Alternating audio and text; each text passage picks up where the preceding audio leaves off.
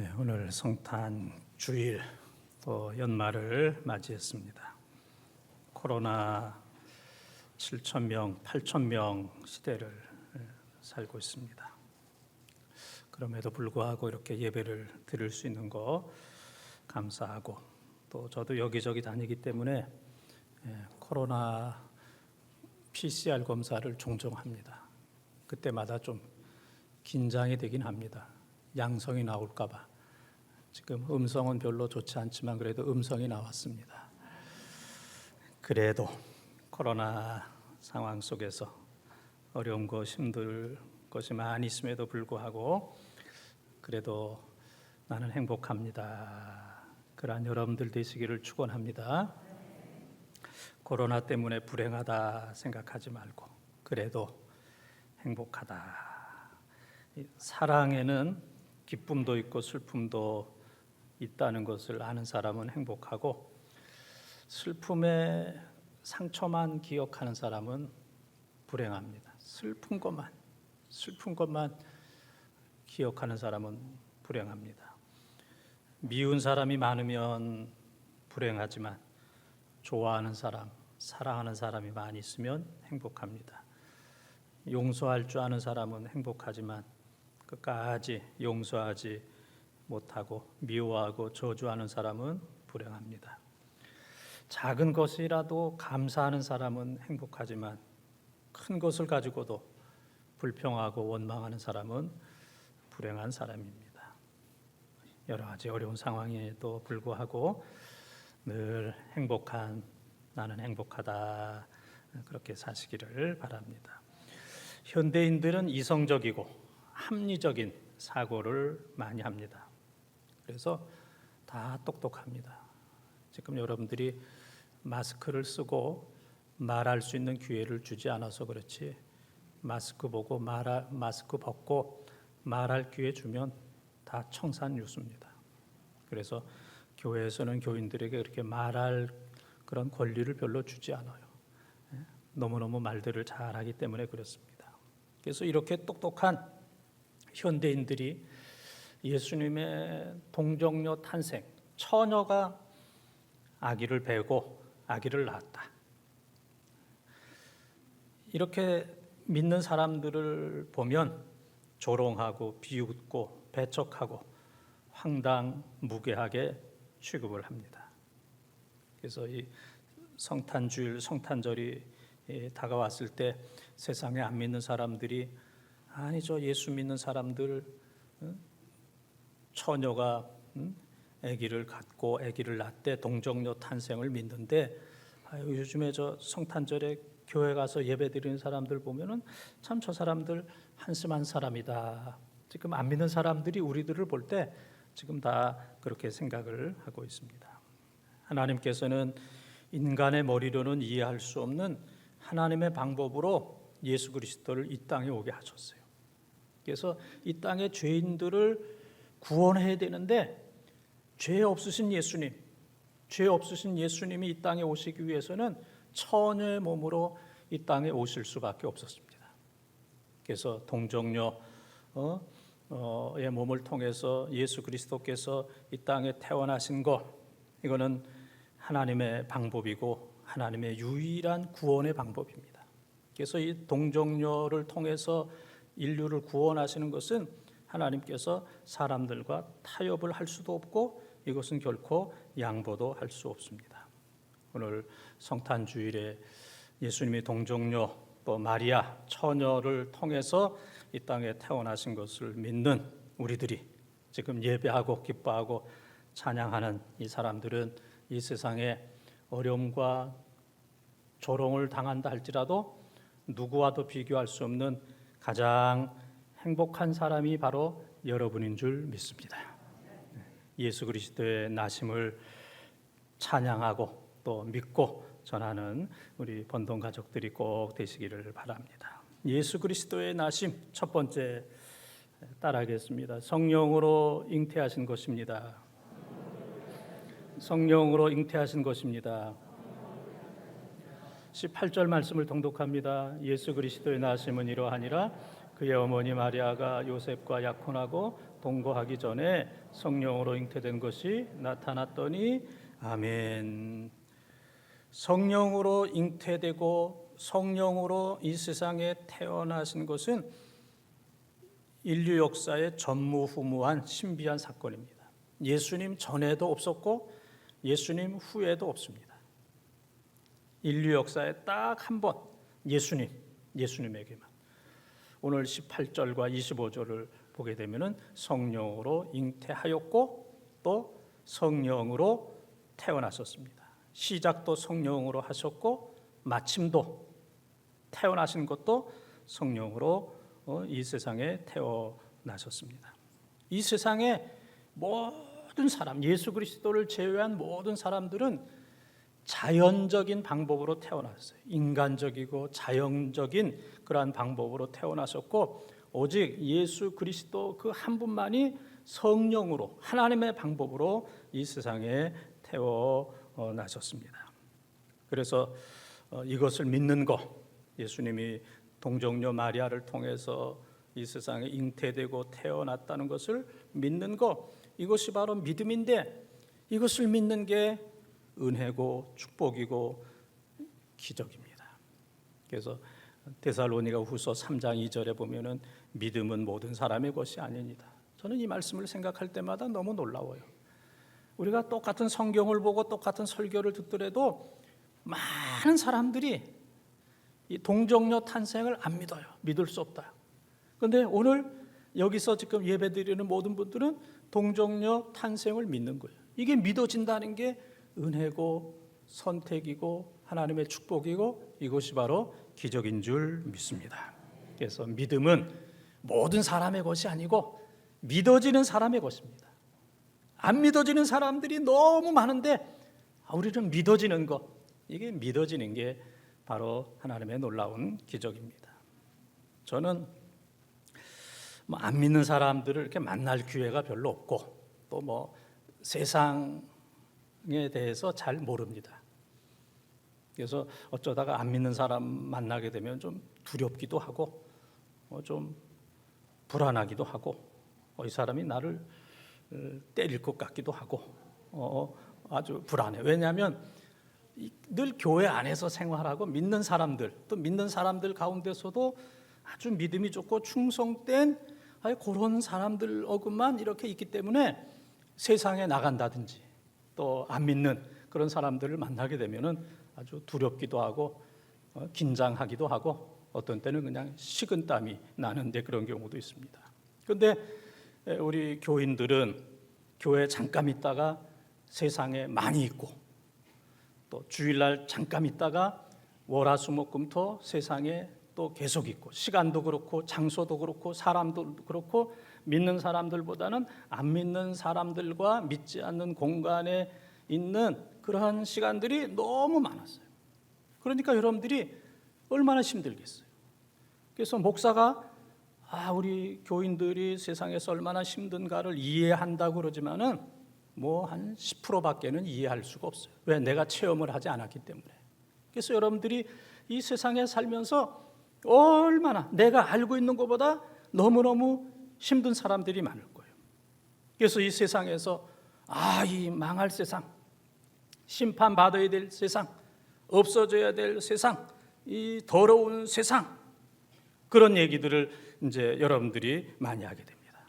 그래서 이 세상에 잘 적응하지 못하는 사람들은 방 안에만 있는 이제 그런 사람들도 있고 어떤 사람들은 아예 저 기도원에 짐 싸가지고 가서 기도원에 있는 이제 그런 이제 사람들도 있고 어떤 사람들은 세상 사람, 세상 일 전혀 하지 않는 이제 그런 사람들도 종종 있습니다. 그러나 이 거룩이라고 하는 것은 격리가 아니고 분리입니다. 세상과 격리되어서 사는 것이 아니라 세상 속에 살지만은 세상 사람들과 분리된 그것이 바로 거룩이에요. 그래서 세상 사람들과 담을 쌓거나 울타리를 치고 상대하지 않고 교제하지 않는 것이 아니라 세상 사람들과 함께 있으면서 분리된, 격리된 삶이 아니라 분리된 그래서 이 거룩이라고 하는 것은 공간적인 개념이 아니라 삶의 태도의 문제입니다. 거룩이라고 하는 것은 저 깊은 산속에 가서 사는 공간적인 것이 아니고 함께 살지만은 그들과 동조하지 않는 것. 그래서 여기 연인들이 끼는 반지를 커플링 그러잖아요. 커플링이라고 하는 얘기는 동화된다, 동조한다, 이제 그런 얘기입니다. 그런데 디커플링이라는 말이 있습니다. 디커플링, 이건 경제학적인 용어인데 동조하지 않는다, 동화되지 않는다, 그런 얘기입니다. 세상 속에 있어서 커플링, 그들과 함께 동화되고 동조하는 삶이 아니라 같은 공간과 세상에 있지만은 그들에게 동조하지 않고 자기 주관적인 삶을 살아가는 것, 믿음을 지키는 것, 이것을 디커플링, 동화되지 않고 동조하지 않는, 같은 공간에 있지만 거룩을 지키는 이러한 모습이 바로 이제 성도의 모습입니다. 동정녀 탄생은 갑자기 우연이 된 것이 아니라 예수님 태어나기 700년 전에 이사야 선지자를 통해서 이사야 7장 14절에 성령으로 잉태되고 태어난다, 그렇게 말씀하셨습니다. 그러니까 지금으로부터는 2700년 전에 예수 그리스도가 이 땅에 인간의 몸을 입으시고 동정녀를 통해서, 처녀를 통해서 이 땅에 오실 것을 우리 하나님께서는 말씀해 주시고 약속을 해 주셨어요. 그리고 그 약속의 말씀이 현실로 이루어지게 된 겁니다. 신앙이라고 하는 것은 예수 그리스도께서 우리의 죄를 위해서 이 땅에 오신 것, 죄 없으신 예수님이 인간의 몸을 입으시고 이 땅에 오신 것, 이것을 믿는 겁니다. 정정당당하게 믿는 겁니다. 사도행전은 28장 31절로 끝납니다. 31절을 보게 되면 담대하고 거침없이 사도 바울이 얘기했어요. 로마에 2년 동안 갇혀 있었지만은 주눅이 든다든지 두려워하고 떤 것이 아니고 그를 바라보고 있는 모든 사람들에게 예수가 그리스도라고 담대하게 거침없이, 담대하고 거침없이 얘기를 했어요. 그래서 사도행전은 28장 31절에서 끝나지만은 하나님께서 우리를 향하여 28장 32절과 그리고 29장을 너희들이 이어가라.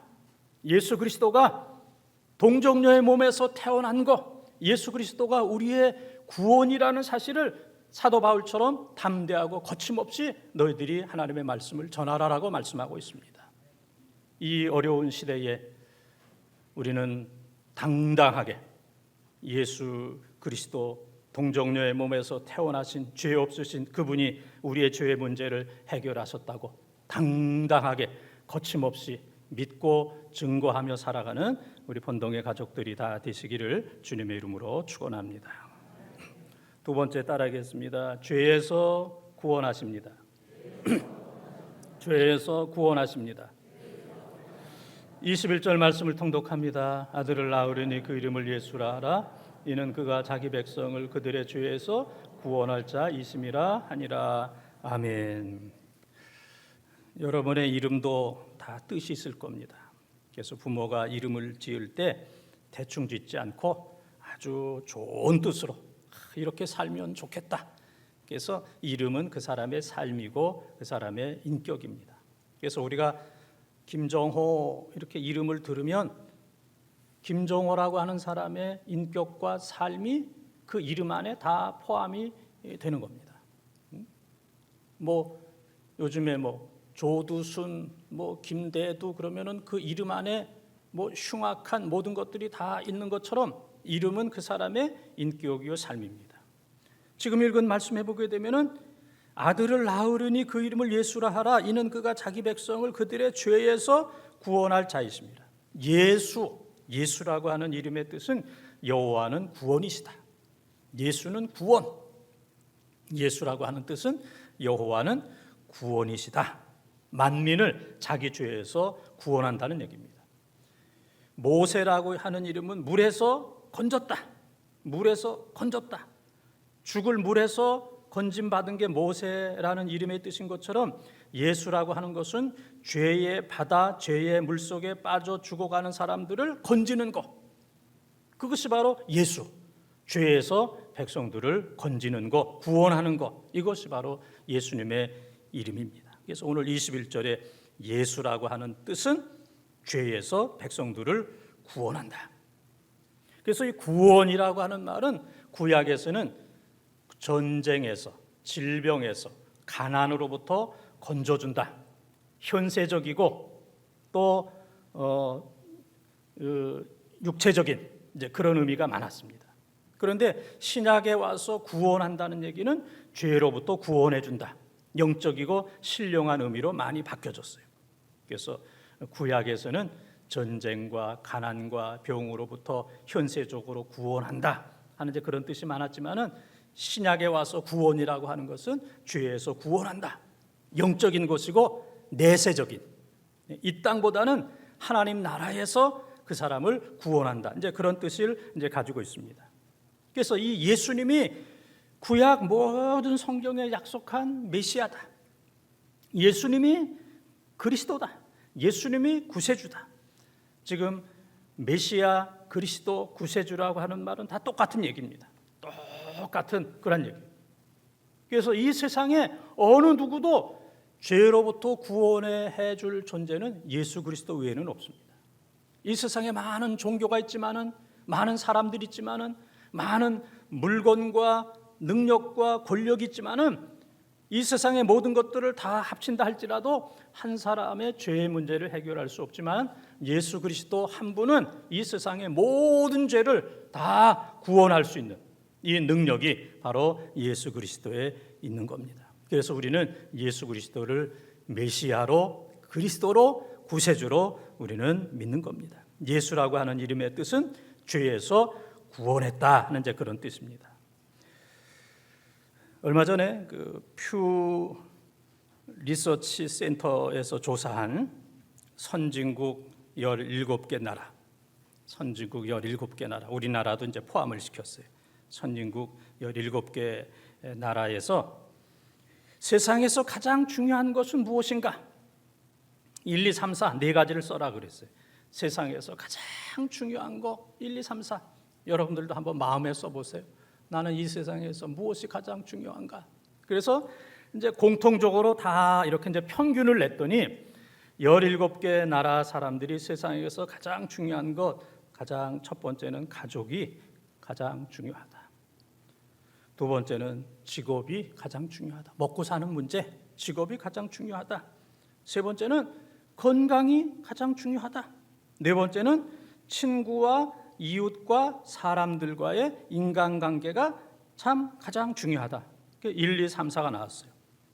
그런데 이 한국 사람들은, 유독히 한국 사람들은 1, 2, 3, 4가 하나도 없고 한국 사람들에게 있어서 1번도, 2번도, 3번도, 4번도 가장 중요한 것은 한국 사람은 오로지 돈이다. 62%가 오로지 돈이다. 오로지 돈이다. 그래서 이 세상에서 가장 돈을 중요하게 생각하는 사람, 또 돈의 영향을 가장 많이 받는 사람이 바로 한국 사람이다. 그래서 한국 사람들 가운데서는 그렇게 종교를 가진 사람들이 많이 있는데 종교가 가장 중요하다라고 대답한 사람은 1%밖에 안 됐다고 그래요. 1%, 100명 가운데 한 사람만이 종교가 중요하다. 1%. 미국 사람들은 16% 신앙과 종교가 중요하다. 이 미국 사람들은 16%나 그래서 미국 사람들에게 있어서 1, 2, 3, 4, 5위가 신앙이었어요. 신앙. 그런데 우리 한국 사람들은 믿음과 신앙, 종교는 1%에 해당되고 62%는 돈이 최고다. 그렇게 이제 대답을 한 그러한 글을 보게 되었습니다. 우리는 하나님과의 관계, 사람과의 관계, 가족과의 돈독한 관계를 가져야 돼요. 무슨 관계를 가져야 된다고요? 돈독한 관계를 가져야 되는데 오늘 우리 한국 사람들은 돈독한 관계가 아니고 돈독에 빠져서, 글자는 똑같아요.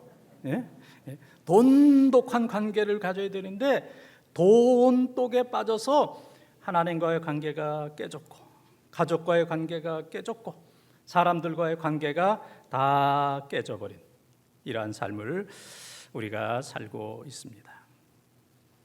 돈이 그만큼 중요합니다. 또 돈은 필요합니다. 또 누구나 다 돈이 많기를 원하고 있습니다. 그러나 우리 한국 사람들이 그렇게 중요하게 생각하는 이 돈이 인간의 문제, 죄의 문제, 영생의 문제를 결코 해결할 수가 없습니다. 이 세상의 모든 단을 다 합친다 할지라도, 이 세상에 있는 모든 돈을 내가 다 혼자 소유한다 할지라도 그 돈을 가지고 내 영혼의 문제, 죄의 문제, 죄책감의 문제를 결코 해결할 수가 없습니다. 그래서 돈보다 더 귀한 것은 예수 그리스도의 은혜, 예수 그리스도를 믿는 것. 예수 그리스도를 믿으면 죄사함을 받는다. 죄사함의 권세는 바로 예수 그리스도에게 있다.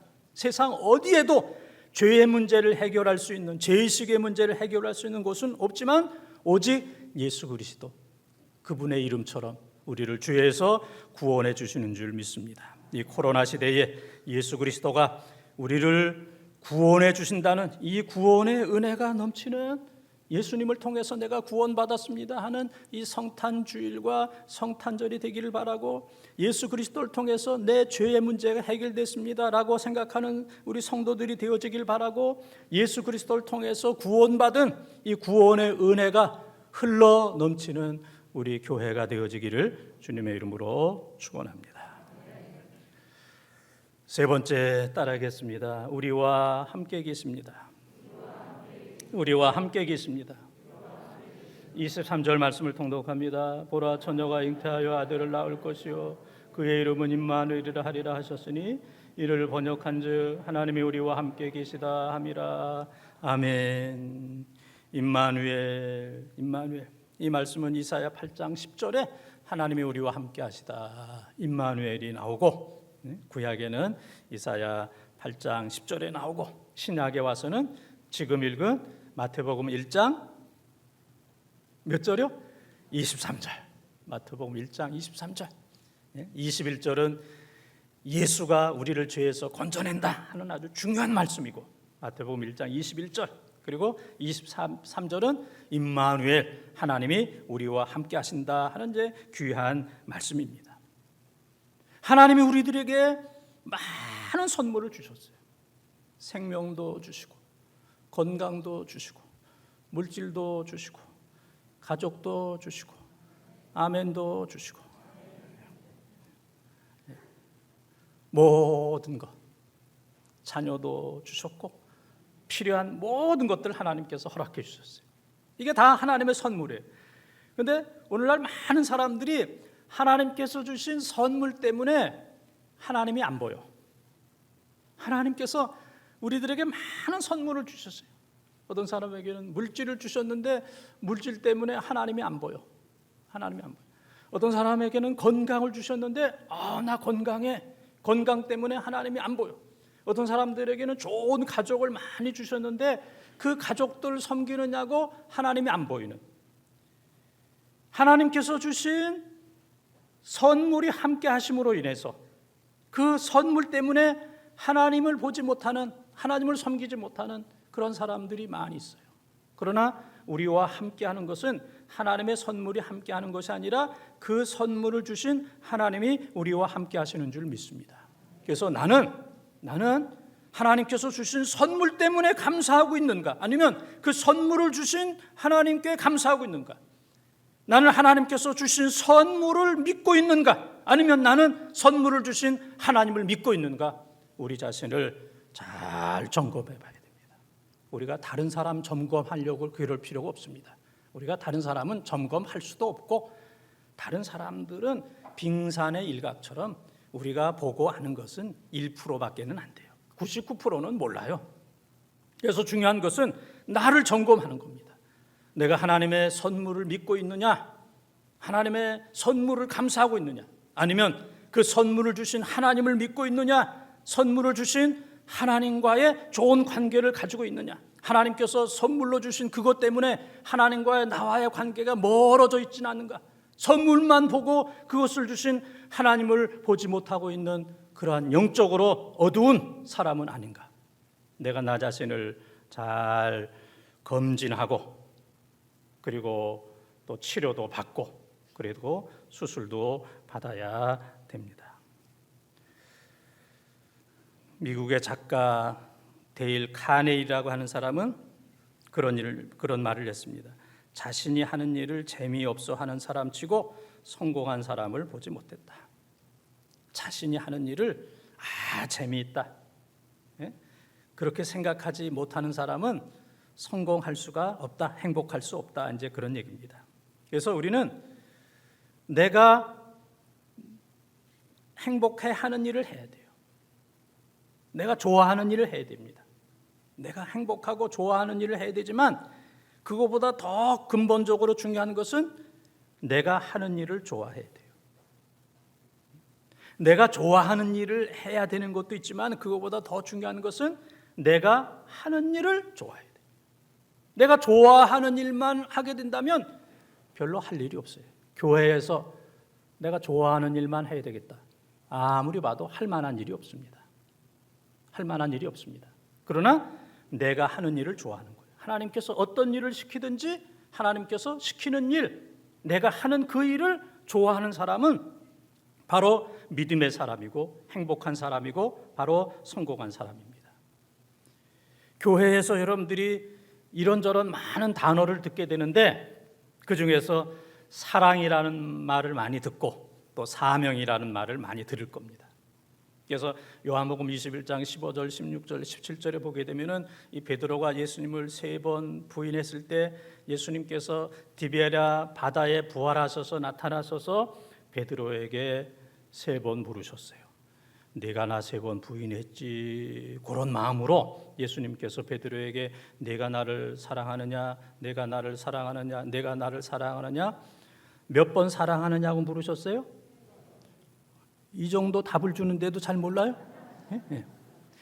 그 베드로가 내가 주님 사랑합니다, 사랑합니다, 사랑합니다 그랬어요.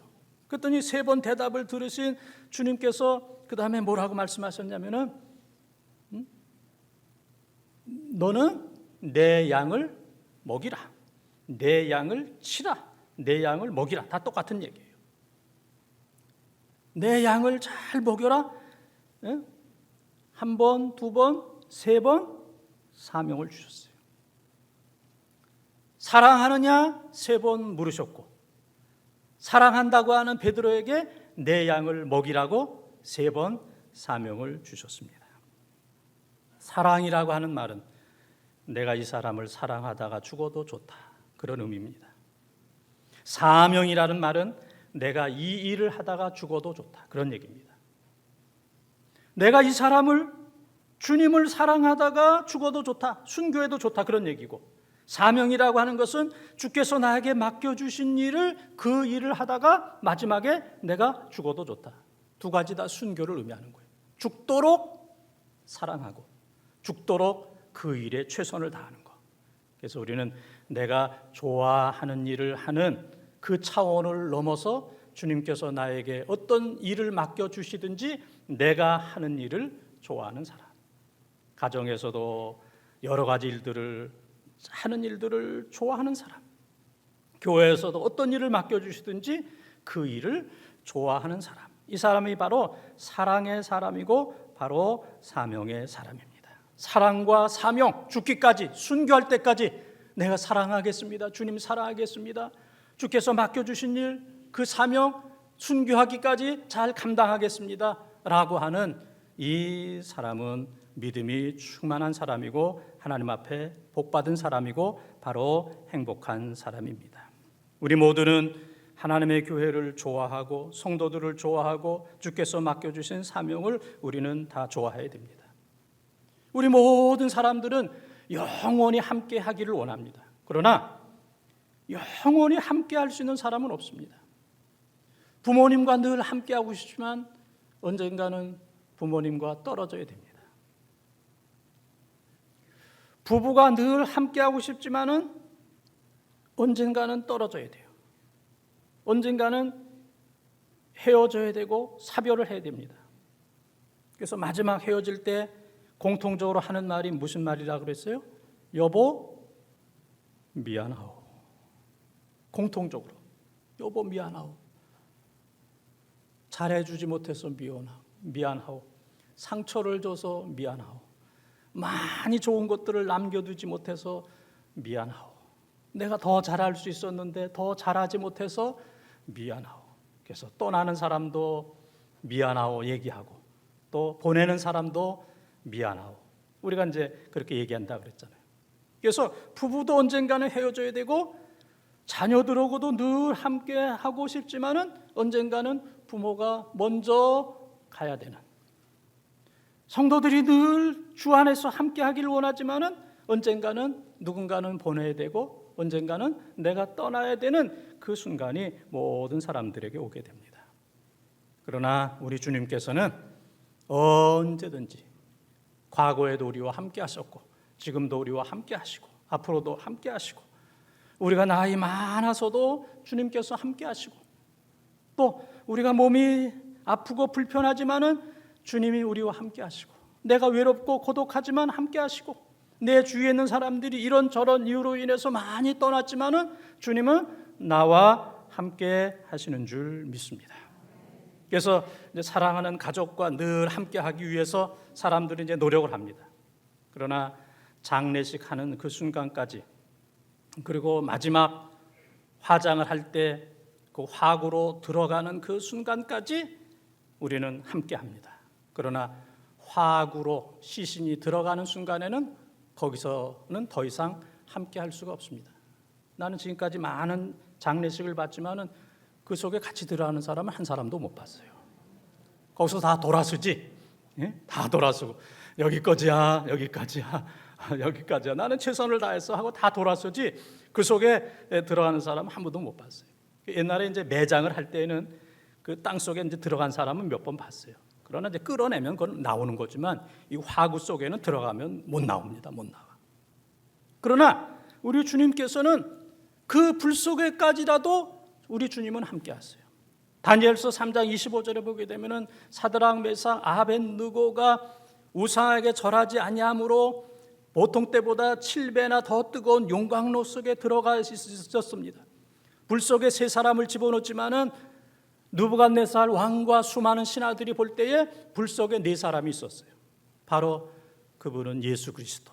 예수 그리스도께서 세 사람과 함께 더 있어서 세 사람을 불 속에 집어넣는데 네 사람이 있지 않느냐. 아, 저분은 신이다. 그분이 바로 예수 그리스도.